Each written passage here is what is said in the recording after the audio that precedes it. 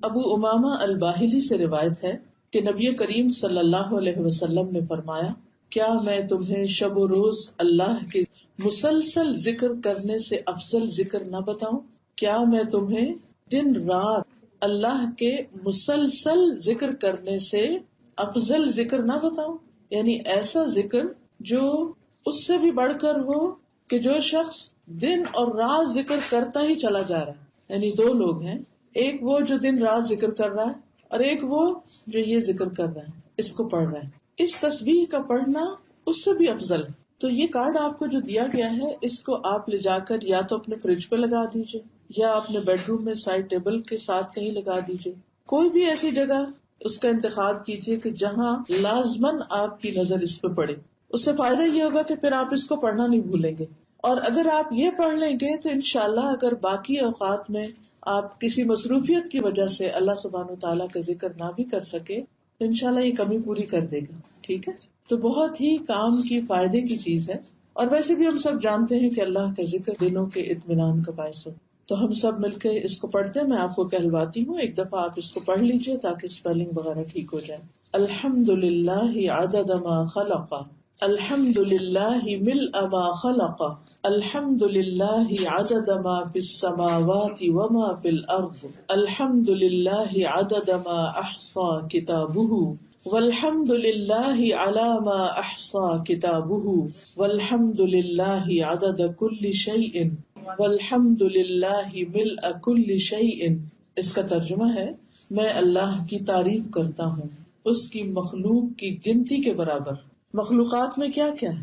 آسمان، زمین، چاند، ستارے، سمندر، دریا، پہاڑ، درخت، ہر چیز، یو نیم اٹ، سب اللہ ہی کی مخلوق ہے، اللہ ہی کی پیدا کرتا ہے، اللہ سبحانہ و تعالیٰ ہی کی بنائی ہوئی. اب آپ دیکھیے کہ ایک تسبیح آپ وہ کرتے ہیں جو آپ اپنے ہاتھ سے کرتے ہیں، ہاتھ سے سبحان اللہ سبحان اللہ سبحان اللہ، الحمدللہ الحمدللہ الحمدللہ، بہت اچھی بات ہے. لیکن ایک آپ یہ کہتے ہیں کہ میں اللہ کی تعریف اتنی بار بیان کرتا ہوں جتنی اس کی مخلوق کی تعداد ہے. ہم گن سکتے ہیں کتنی تعداد ہے؟ اگر اس ساری مخلوق کی ایک تسبیح بنائے تو ہماری زندگی ختم ہو جائے اور ہم اس کا ایک چھوٹا سا حصہ بھی نہ پڑھ سکیں. پھر ہے الحمدللہ ملء ما خلق، میں اللہ کی تعریف کرتا ہوں جس سے اللہ کی مخلوقات بھر جائیں، یعنی زمین و آسمان کے درمیان جو فضا ہے ساری کی ساری بھر جائے، اتنی زیادہ تعریف کرتا ہوں میں اللہ کی. پھر ہے الحمدللہ عدد ما فی السماوات وما فی الارض، میں اللہ کی تعریف کرتا ہوں ان چیزوں کی گنتی کے برابر جو آسمان اور زمین میں ہیں. کوئی شخص یہ کہہ سکتا ہے کہ بھئی ابھی تو ساری مخلوق کی بات ہو گئی، تو پھر اس کے بعد دوبارہ آسمان اور زمین کی الگ الگ کیوں بات ہو رہی؟ تو ایسا ہوتا ہے، کلام کا ایک اسلوب ہوتا ہے کہ کل کے بعد جو اس کی بات بھی ہوتی ہے پھر اس کی تفصیل کی بات بھی ہوتی ہے. کیونکہ جس انسان کا دل بھرے ہی نہ اللہ کی تعریف کر کے، پھر وہ مختلف طریقوں سے اپنے جذبات کا اظہار کرتا ہے اور اس بات کو دہراتا ہے. پھر ہے الحمدللہ عدد ما احصى کتابہ، میں اللہ کی تعریف کرتا ہوں ان چیزوں کی گنتی کے برابر جنہیں اس کی کتاب نے شمار کیا، یعنی لوح محفوظ میں جو کچھ لکھا ہوا ہے. والحمدللہ علی ما احصى کتابہ، اور میں اللہ کی تعریف کرتا ہوں اس پر جو اس کی کتاب نے شمار کیا، یعنی اس کی کتاب نے کیا کچھ نہیں لکھ چھوڑا. لوح محفوظ میں کیا کچھ لکھا ہوا ہے؟ کل کبیر و صغیر مستطر. تقدیر پر ایمان لانے کا حصہ ایک یہ ہے کہ ہم اس بات کو مانیں کہ سب کچھ جو بھی ہے اللہ نے بنایا. سب چیزیں جو اللہ نے بنائی وہ اللہ کے علم میں ہے. اللہ سبحانہ وتعالیٰ کے علم سے چھپی ہوئی کوئی بھی چیز نہیں. کوئی بھی چیز زمین یا آسمان کی چاہے ذرے کے برابر ہو، اللہ کے علم سے غائب نہیں ہو سکتی. سب کچھ اس کو معلوم ہے. پھر تقدیر پر ایمان لانے کا ایک حصہ یہ بھی ہے کہ جو اللہ کا علم ہے وہ اس کی کتاب یعنی لوح محفوظ میں سب لکھا ہوا بھی ہے. یعنی اللہ سبحانہ وتعالیٰ کا یہ علم جو اس کی مخلوقات کے بارے میں وہ سب لکھا ہوا ہے. تو اس پر اللہ کی تعریف کہ اس کی کتاب میں کیا کچھ لکھا ہوا ہے. کوئی چیز ہے ہی نہیں کہ جو اس سے چھٹ گئی ہو، ہر چیز لکھی. اب آپ دیکھیے کہ ہر چیز کی جو تفصیل ہے وہ ہمیں معلوم ہے. ہمیں تو کچھ بھی معلوم نہیں. ہمارے جسم کے اندر کتنے سیلز ہیں، کیا ان کی تعداد ہم جانتے ہیں؟ ہم نہیں جانتے. کیا ہم جانتے ہیں کہ اللہ سبحانہ وتعالی نے آسمانوں میں کتنے ستارے بنائے ہم نہیں جانتے. صرف زمین کے ایک پلانٹ پر جتنی ریت ہے اس کے ذرات کی تعداد کیا ہے، کیا ہم جانتے ہیں؟ ہرگز نہیں جانتے. لیکن اللہ سبحانہ وتعالی ہر چیز کا صحیح، مکمل، کلی علم رکھتا ہے. اب جب آپ یہ کہتے ہیں کہ میں اس کی تعداد کے برابر تعریف کر رہا ہوں اللہ کی، تو اس سے آگے کوئی تعریف ہو سکتی؟ انسان اس سے آگے کچھ نہیں کہہ سکتا. ہاں، اللہ سبحانہ وتعالی جیسے اپنی تعریف کرے وہی اس کا حق ادا کر سکتا ہے، ہم اس کا حق ادا کر ہی نہیں سکتے. والحمد للہ عدد کل شیء. پھر بات وہی ہے، انداز مختلف ہے اپنے جذبات کا اظہار کرنے کا، اور اللہ کی تعریف اور تعریف اللہ ہی کے لیے ہر چیز کے عدد کے برابر، ہر چیز کی تعداد کے برابر، ہر چیز کی گنتی کے برابر. والحمد للہ ملء کل شیء. اور میں اللہ کی تعریف کرتا ہوں جس سے ہر چیز بھر جائے. تو اصل میں یہ تو ایک محبت کا انداز ہے. جو شخص اللہ سے محبت کرتا ہے وہ اس کی تعریف کیے بغیر رہ ہی نہیں سکتا. دیکھیے، ہم جس سے بھی محبت کرتے ہیں، کوئی بھی چیز آپ لیجئے اللہ ہی کی بنائی ہوئی چیزوں میں سے، کوئی پھول ہے، کوئی پہاڑ ہے، کوئی درخت ہے، کوئی انسان ہے، کسی بھی چیز سے جب ہم محبت کرتے ہیں تو پھر لا محالہ ہماری زبان پر اس کی تعریف آتی، اور ہم اس کی تعریف کرتے ہوئے تھکتے ہی نہیں، کرتے چلے جاتے ہیں. کبھی ایک انداز سے، کبھی دوسرے انداز سے. آپ نے دیکھا ہوگا کہ ماں کو اپنے بچے سے جیسے محبت ہوتی ہے تو وہ اس محبت کے اظہار میں اس بچے کے کتنے کتنے نام رکھ دیتی اور کیسے کیسے اس کو بلاتی، اور پھر بھی اس کا دل نہیں بھرتا. یہ قدرتی سی بات ہے. تو جس شخص کو اللہ سبحانہ وتعالیٰ سے محبت ہو، پھر یہ ہو ہی نہیں سکتا کہ وہ اس کی تعریف کرتے کرتے کبھی تھکے، یا اس کی تعریف سے کبھی اس کا دل بھرے. دل بھر ہی نہیں سکتا، ہم حق ادا کر ہی نہیں سکتے. لہذا یہ ایک چھوٹا سا اظہار محبت ہے، اظہار تعریف ہے، تعریف کا ایک انداز ہے جو ہماری زبان تو بیان کرنے سے قاصر ہے. یہ بھی اللہ کے رسول صلی اللہ علیہ وسلم کا ہم پر احسان ہے کہ انہوں نے ہمیں یہ الفاظ سکھا دیے.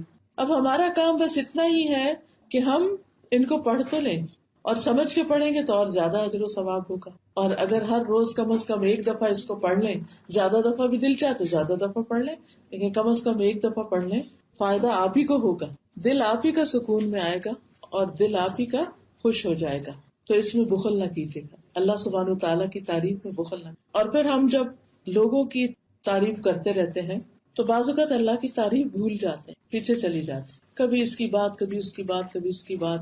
ہماری باتیں عام طور پر کیا ہوتی، یا کسی کی غیبت ہوتی یا کسی کی تعریف ہوتی، اللہ کا ذکر کم ہی کرتے. تو اس کمی کوتاہی کا ازالہ اسی طرح ہو سکتا ہے کہ ہم کم از کم ایسی دعائیں پڑھتے رہیں. ٹھیک ہے، پھر اب ہم سمجھ کے اس کو دوبارہ پڑھتے ہیں.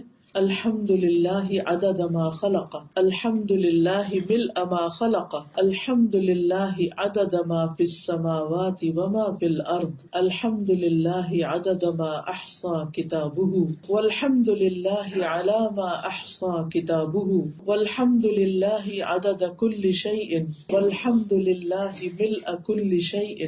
سب کے پاس ہے نا کارڈ؟ اگر نہیں تو ضرور لے لیجیے، بلکہ اپنے بچوں کو بھی سکھائیے، اپنے دوستوں کو، اپنے رشتے داروں کو، سب کو خیر بانٹیے.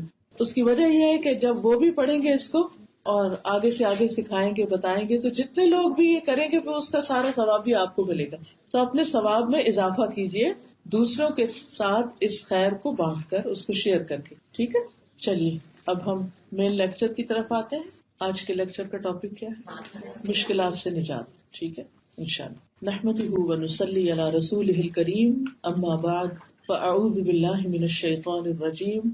بسم الله الرحمن الرحيم. رب اشرح لي صدري ويسر لي امري واحلل عقدة من لساني يفقهوا قولي. مشکلات سے نجات. ہم میں سے ہر شخص مشکلات سے نجات چاہتا ہے. وہ اپنی زندگی میں کوئی بھی مشکل دیکھنا نہیں چاہتا. مشکلات کیوں آتی ہیں؟ قرآن مجید میں اللہ سبحانہ وتعالیٰ فرماتے ہیں وَلَنَبْلُوَنَّكُمْ بِشَيْءٍ مِّنَ الْخَوْفِ وَالْجُوعِ وَنَقْصٍ مِّنَ الْأَمْوَالِ وَالْأَنفُسِ وَالثَّمَرَاتِ وَبَشِّرِ الصَّابِرِينَ الَّذِينَ إِذَا أَصَابَتْهُمْ مُصِيبَةٌ قَالُوا إِنَّا لِلَّهِ وَإِنَّا إِلَيْهِ رَاجِعُونَ أُولَئِكَ عَلَيْهِمْ صَلَوَاتٌ مِّن رَّبِّهِمْ وَرَحْمَةٌ وَأُولَئِكَ هُمُ الْمُهْتَدُونَ. اور یقیناً ہم تمہیں خوف اور بھوک اور مالوں اور جانوں اور پھلوں کی کمی میں سے کسی نہ کسی چیز کے ساتھ ضرور آزمائیں گے. یہ اللہ سبحانہ وتعالیٰ نے پہلے ہی بتا دیا کہ ہم تمہیں آزمائش میں ڈالیں گے، ہم مشکل میں ڈالیں گے. اور یہ مشکلات مختلف طرح کی ہو سکتی، کبھی خوف کی شکل میں، خوف بھی مختلف چیزوں کا ہوتا ہے. سب سے زیادہ تو ہمیں مستقبل کا خوف ہوتا ہے کہ کل کیا ہوگا جسے ہم نے دیکھا ہی نہیں. بھوک، مالوں اور جانوں اور پھلوں کی کمی، پیداوار کی کمی. کبھی یہ سب کچھ ہوتا ہے، خریدنے کی طاقت نہیں ہوتی، اور کبھی آپ خریدنا چاہتے ہیں تو چیزیں میسر نہیں ہوتی. اور صبر کرنے والوں کو خوشخبری دے دو. وہ لوگ کہ انہیں کوئی مصیبت پہنچتی ہے تو کہتے ہیں بے شک ہم اللہ کے لیے ہیں، بے شک ہم اللہ کے لیے ہیں. یعنی مصیبت آنے پر اللہ سے ناراض نہیں ہوتے، بلکہ کیا کہتے ہیں؟ ہم اللہ کے لیے. کیا مطلب ہے اس بات کا کہ ہم اللہ کے لیے، کہ ہماری زندگی، ہماری موت، ہمارا جینا، ہمارا مرنا، ہماری نماز، ہماری قربانی، ہماری ہر چیز اللہ ہی کی ہے، سب کچھ اللہ کا. یعنی ہمیں جو کچھ بھی ملا ہے وہ ہمارا حق نہیں تھا، وہ اس کا فضل تھا، اس نے ہمیں عطا کیا. اگر اس میں سے وہ کچھ لے لیتا ہے تو ہمیں اس پر کوئی ناراضگی نہیں. دکھ اور تکلیف تو قدرتی بات ہے، کسی بھی نعمت کے جانے یا اس میں کمی ہونے یا اس کا نقصان ہونے سے تکلیف تو ہوتی ہے انسان کو. لیکن مومن کا شیوا کیا ہوتا ہے؟ مومن کا طریقہ کیا ہوتا ہے؟ مومن کیا کرتا ہے؟ وہ کہتا ہے کہ یہ سب کچھ تو اللہ ہی کے لیے، اور پھر وَإِنَّا إِلَيْهِ رَاجِعُونَ، اور بے شک ہم اسی کی طرف لوٹنے والے. اگر کوئی چیز اس نے ہمیں دی اور ہم سے لے لی تو ہم تو خود بھی ایک دن جانے والے ہیں. یہ وہ لوگ ہیں جن پر ان کے رب کی طرف سے کئی مہربانیاں اور بڑی رحمت ہے. گویا مومن پر جب مشکل آتی ہے تو اس کا رویہ مختلف ہوتا ہے. وہ اس مشکل کو بھی اپنے لیے رب کی مہربانی سمجھتا ہے کہ اس کے ذریعے بھی میرا رب مجھے کچھ سکھانا چاہتا ہے، اس کے ذریعے بھی میرا رب میرا تزکیہ کرنا چاہتا ہے، اس کے ذریعے بھی میرا رب میرے درجات بلند کرنا چاہتا ہے، اس کے ذریعے میرا رب مجھے کامیابی کی راہ پہ لگانا چاہتا ہے، مجھے پہلے سے بہتر انسان بنانا چاہتا ہے. کیونکہ مشکلات سے نکل کر انسان جس طرح نکھرتا ہے اور جس طریقے سے وہ گرو کرتا ہے وہ اس کے بغیر کر ہی نہیں سکتا. مشکلات کی بھٹی کھرے کھوٹے کو الگ کر دیتی ہے، ہمارے اپنے اندر کے کھرے کھوٹے کو بھی اور لوگوں کے کھرے کھوٹے کو بھی، کہ کون ہمارا ہے، کون ہمارے لیے مخلص ہے اور کون ہمارے لیے اخلاص نہیں رکھتا، کون ہمارا دوست ہے، کون ہمارا دشمن ہے. یہ اچھے حالات میں نہیں پتا چلتا، کیونکہ اچھے حالات میں تو اچھے برے سبھی لوگ ساتھ ہوتے ہیں، لیکن مشکل حالات میں صرف وہی ساتھ ہوتا ہے جو صحیح معنوں میں آپ کا دوست ہوتا ہے. تو اللہ تعالیٰ فرماتے ہیں کہ یہ وہ لوگ ہیں جن پر رب کی طرف سے بڑی مہربانیاں ہیں. ابھی تو مشکلات آئی تھی اور رب ان کو مہربانیاں کہہ رہا. ہاں، مشکل بھی مہربانی ہی ہوتی ہے، وہ بھی اس کی محبت ہی کا ایک انداز ہو، اور جس سے وہ جتنی زیادہ محبت کرتا ہے اس کو اتنی ہی بڑی مشکل میں ڈالتا ہے، کیونکہ اس کے درجے وہ اتنے ہی زیادہ بلند کرنا چاہتا ہے. سب سے بڑھ کر سب سے زیادہ مشکلات کس پر آئیں؟ انبیاء پر آئیں. کیا وہ اللہ کے محبوب نہ تھے؟ وہ اللہ کے قریب نہ تھے. اس کے باوجود اللہ سبحانہ وتعالیٰ نے ان کے درجات کی بلندی کے لیے ان کو مشکل میں ڈالا. اور پھر فرمایا یہی لوگ ہدایت پانے والے ہیں کہ جو مشکلات کا مقابلہ صحیح معنی میں کرنا جانتے ہیں. اور یہاں مشکلات کا مقابلہ کرنے کا طریقہ بتا دیا گیا ہے کہ انا للہ و انا الیہ راجعون. اب اس آیت کی روشنی میں دیکھیے کہ کیا واقعی ہم مشکل کو اپنے لیے رب کی مہربانی سمجھتے، یا صرف نعمت کو ہی مہربانی سمجھتے؟ صرف نعمت پا کر ہی ہم رب سے راضی ہوتے ہیں، یا تکلیف دہ حالات میں، مشکل حالات میں بھی ہم رب سے راضی رہتے؟ کیونکہ مشکل کے بعد جو شخص اللہ کی رضا پہ راضی ہو جاتا ہے، وَمَن يُؤْمِن بِاللَّهِ يَهْدِ قَلْبَهُ، اللہ اس کے دل کو ہدایت دے دیتا ہے، اس کو راہ دکھا دیتا ہے. وَأُولَٰئِكَ هُمُ الْمُهْتَدُونَ، ایسے ہی لوگ ہدایت پا جاتے ہیں. مشکلات کا آنا اللہ سبحانہ وتعالیٰ کے اذن سے ہوتا ہے، اور یہ اللہ کی سنت ہے، اللہ کا طریقہ ہے، اللہ کا فیصلہ ہے کہ دنیا میں انسانوں پر مختلف طرح کی آزمائشیں اور تکلیفیں آئیں گی. یعنی ایسا تو ہوگا ہی.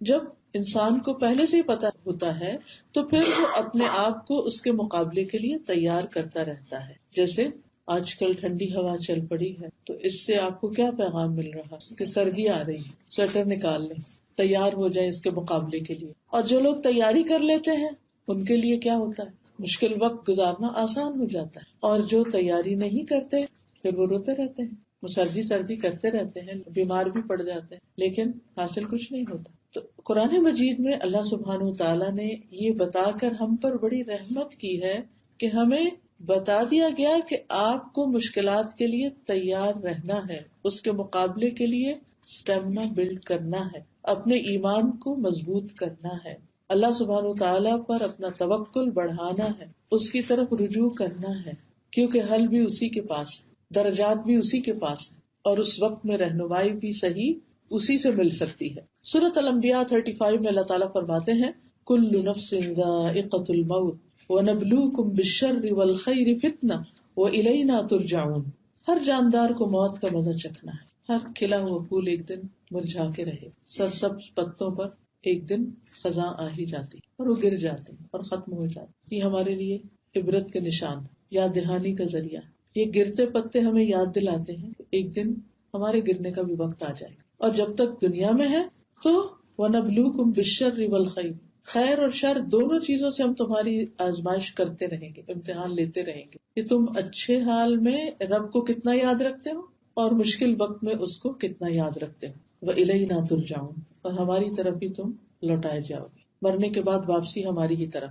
اس کا مطلب کیا ہے؟ اس کا مطلب یہ ہے کہ جب تم ہمارے پاس آؤ گے تو پھر ہم تمہیں اس پر جزا یا سزا دیں گے کہ تم نے ان حالات میں کیا کیا۔ حالات کیسے بھی ہوں، ہم سب کو مسلسل اپنا محاسبہ کرتے رہنا چاہیے، اپنا جائزہ لیتے رہنا چاہیے کہ آج کے اس دن اس وقت میں میرا طرز عمل کیا ہے۔ اگر میں اس وقت اللہ کے گھر میں بیٹھی ہوں، ایک مسجد میں بیٹھی، علم کی ایک مجلس میں بیٹھی، تو اس وقت میرا دل کہاں ہے، میرا طرز عمل کیا ہے، میں اس سے کتنا فائدہ اٹھا رہی، میں یہاں سے کیا سمیٹ رہی، اس نعمت پر اللہ کی کتنی شکر گزار۔ اور اگر گھر میں جا کر کچھ کام کی زیادتی ہو جائے، آپ تھک جائیں، مشکل پیش آ جائے، تو اس وقت بھی آپ کا جائزہ لیا جا رہا ہے، آپ ایک امتحان میں ہیں کہ اب آپ کا طرز عمل کیا ہے، اب اس وقت میں آپ کیا بولتے ہیں، کیا کہتے ہیں، اب آپ کے اخلاق کا مقام یا اخلاق کا لیول کیا ہے، آپ کس طرح بہیو کر رہے ہیں اپنے بچوں کے ساتھ، بڑوں کے ساتھ، اپنے کام کے ساتھ، ایون اس بے جان مخلوق کے ساتھ کہ جس کو ہم بعض اوقات غصے میں آ کے، تھکاوٹ میں آ کے پٹخاتے رہتے ہیں اور ابیوز کرتے ہیں۔ تو یہ بھی دراصل ایک امتحان ہے۔ ہر دن میں یہ دونوں طرح کی کیفیات ہم پر آتی۔ ضرورت اس بات کی ہے کہ ہم اپنا جائزہ لیتے رہیں کہ ہم کہاں کھڑے ہیں، کیونکہ یہ تو اللہ تعالیٰ کی طرف سے طے شدہ بات ہے کہ مشکلات آئیں گی، کیونکہ ما اصاب من مصیبت فی الارض ولا فی انفسکم الا فی کتاب من قبل ان نبرأها ان ذلک علی اللہ یسیر لکی لا تأسوا علی ما فاتکم ولا تفرحوا بما آتاکم۔ کوئی بھی مصیبت جو زمین میں آتی یا خود تمہارے نفسوں کو پہنچتی، یعنی باہر کا طوفان ہو یا اندر کا طوفان ہو، وہ پیدا کرنے سے پہلے ہی ایک کتاب میں لکھی ہوئی، یعنی کچھ چیزیں اللہ تعالیٰ کی طرف سے طے شدہ ہیں کہ یہ ضرور ہو کر رہے گی۔ مثلا ہماری زندگی میں جو جو واقعات اور حادثات پیش آئے ہیں آج تک، وہ طے شدہ تھے کہ اس شخص کو اس اور اس امتحان اور سچویشن سے گزارا جائے گا، یہ دیکھنے کے لیے کہ یہ اس میں کرتا کیا ہے، کیونکہ آخرت میں اللہ تعالیٰ نے ایک بہت بڑا انعام تیار کر کے رکھا ہوا ہے جنت کی شکل میں، تو اس انعام کو پانے کے لیے مختلف امتحانات سے گزرنا ہے، اور اس سے بچ کوئی بھی نہیں سکتا۔ جس کا انعام بڑا ہے، جس کا مقام بڑا ہے، جس کا درجہ بڑا ہے، اس کی مشکلات بھی بڑی۔ اگر آپ پر دوسروں کی نسبت مشکلات زیادہ ہیں تو سیلف پٹی کا شکار نہ ہوں، اپنے آپ کو مظلوم نہ سمجھے، یہ نہ سمجھے کہ اللہ سبحانہ وتعالیٰ نے نعوذ باللہ کوئی آپ کے ساتھ زیادتی کر دی، ہرگز نہیں۔ لا یکلف اللہ نفسا الا وسعها، اللہ تعالیٰ کسی بھی جان پر اس کی وسعت سے بڑھ کے بوجھ نہیں ڈالتا، اس نے آپ کو عین اسی سچویشن میں رکھا ہے جس میں آپ رہ سکتے تھے، اور پھر دیکھا یہ جا رہا ہے کہ اس میں آپ کرتے کیا، اس سے نبٹتے کیسے، اس پزل کو کس طرح حل کرتے، اور پھر یہ بھی کہ یہ بات بلا شبہ اللہ کے لیے آسان کام ہے، یہ اس لیے کہ جو کچھ تمہیں نہ مل سکے اس پر تم غم نہ کیا کرو، یہ سوچا کرو یہ اللہ نے میرے لیے لکھا ہی نہیں تھا۔ بعض اوقات ایسا ہوتا ہے نا، کوئی ڈگری آپ کرنا چاہتے ہیں یا کوئی خاص جاب کرنا چاہتے ہیں یا کوئی خاص جگہ رہنا چاہتے ہیں، کوئی خاص گاڑی لینا چاہتے ہیں، کچھ بھی، کوئی بھی آپ کی تمنا خواہشات ہیں زندگی میں، لیکن وہ پوری نہیں ہو سکی، کوئی چیز ہاتھ میں آتے آتے ہاتھ سے نکل جاتی، چھٹ جاتی، تو انسان اس پہ غم ہی مناتا رہتا ہے، حسرت ہی کرتا رہتا ہے، افسوس کے ہاتھ ہی ملتا رہتا ہے، ریگریٹس کا ہی شکار رہتا ہے۔ اس وقت صرف ایک یہ جملہ کافی ہے سکون اور تسلی اور صبر کے لیے کہ اللہ نے یہ میرے لیے لکھا ہی نہیں تھا، یہ میرے لیے نہیں تھا، بعض اوقات ایسا ہوتا ہے نا، کوئی خاص جگہ ہوتی ہے جہاں ہم اپنے بچے کا رشتہ کرنا چاہتے ہیں، لیکن ہم سے پہلے کوئی اور وہاں پہنچ چکا ہوتا ہے، بات نہیں ہوتی، تو پھر اس پر افسوس اور غم اور پریشانی کی ضرورت نہیں. اگر اللہ کو منظور ہوتا اور وہ آپ کی قسمت میں خاص چیز ہوتی تو آپ کو مل جاتی. آپ نے کوشش کی لیکن کوشش کے باوجود آپ کو نہیں ملی تو وہ دراصل آپ کے لیے تھی نہیں. اب کسی اور کو اگر مل گئی تو اس پر بھی آپ کو حسد کی، ناراضگی کی، غصے کی ضرورت نہیں، بلکہ اس کو اللہ کا فیصلہ سمجھ کر اس پر راضی ہو، خوش ہوں کہ یہ اللہ سبحانہ تعالیٰ نے چیز فلاں کے لیے رکھی تھی، اللہ اس کو نصیب کرے اور دل سے اس کو مبارک دے اور خوشی کا اظہار کرے. اب دیکھیے کہ کس قدر افسوس کی بات ہے کہ بعض اوقات خاندانوں کے اندر طویل ناراضگیاں ہو جاتی ہیں بعض فیصلوں پر، کہ میں نے تو یہ سوچا تھا کہ اس بچے کا رشتہ میں لوں گی اور آپ نے تو ہم سے پوچھا ہی نہیں، مشورہ ہی نہیں کیا، آپ نے تو بالا بالا ہی فیصلہ کر لیا. اور پھر ہم ہو کے بھرتے رہتے ہیں. نہیں، آپ کو کیا معلوم وہ چیز آپ کے لیے اچھی تھی یا نہیں تھی. بعض اوقات دور کے ڈھول سہانے کچھ چیزیں دیکھنے میں بڑی خوبصورت لگتی ہیں، ہمیں یوں لگتا ہے کہ جیسے ہمارے لیے بہت فٹ ہیں، لیکن جب وہ ہم ہاتھ میں اٹھاتے ہیں تو پتہ چلتا ہے کہ نہیں. یہ ایسا ہی ہے کہ جن لوگوں کی نظر کمزور ہوتی ہے نا، تو جب وہ اینک اتار کے کوئی چیز دیکھتے تو اور طرح نظر آتی ہے، بعض اوقات بڑی خوبصورت نظر آ رہی ہوتی ہے، جب اینک لگا کے دیکھتے ہیں تو وہ تو کچھ اور ہی ہوتی ہے. تو کہتے اوہ میں کس قدر دھوکے کا شکار تھی. بالکل اسی طرح جب ہم میں بصیرت کی کمی ہوتی ہے تو ہمیں چیزیں اور طرح نظر آتی ہیں، پھر اللہ سبحانہ تعالیٰ وقت کے ساتھ ساتھ ہماری بصیرت میں اضافہ کرتا ہے تو وہی چیز کچھ اور نظر آتی ہے. اصل میں تو سمجھ کی بات ہے نا. عسیٰ ان تحبوا شیئا وہو شر لکم وعسیٰ ان تکرہوا شیئا وہو خیر لکم.